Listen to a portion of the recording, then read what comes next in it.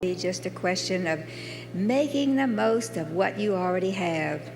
In 2006, the pastel-pink empire that once stood as a symbol of hope, success, and female empowerment began to unravel.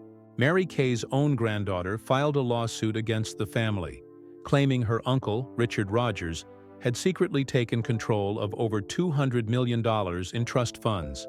Behind the company's smiling consultants, pink Cadillacs, and inspirational speeches was a shocking story of manipulation and betrayal.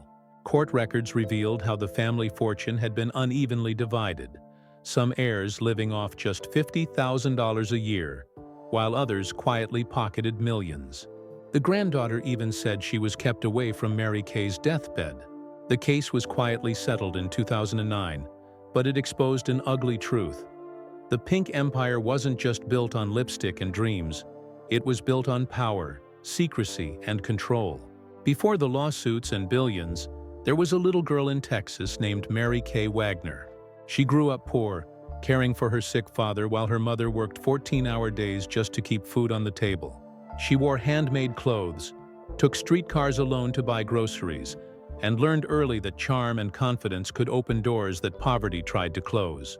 Her mother's voice echoed through the years. "You can do it." Those 4 words became her life's mantra. She faced bullying, heartbreak, and gender discrimination long before women were allowed to dream big.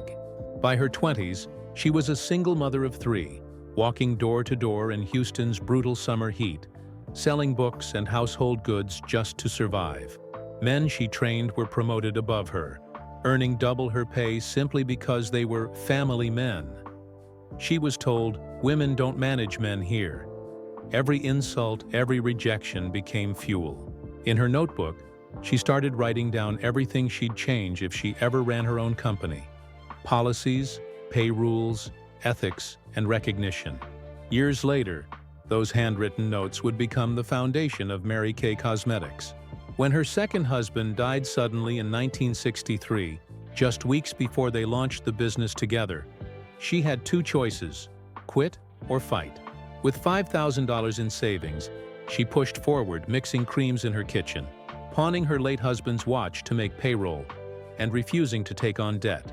From 9 women in a Dallas storefront, her empire exploded. By the late 1960s, her pink dream had gone public. Her consultants were driving pink Cadillacs, and Mary Kay became one of the most iconic women in American business. She turned rejection into revolution, showing millions of women that ambition was beautiful. But behind that sparkle was sacrifice. Mary Kay missed birthdays, graduations, and years of family time.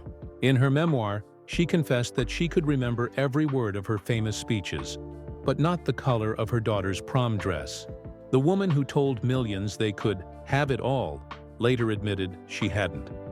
Her success came with heartbreak, loneliness, and an empire that slowly turned against itself. By the time she died in 2001, Mary Kay's name had become legend, but her family was divided.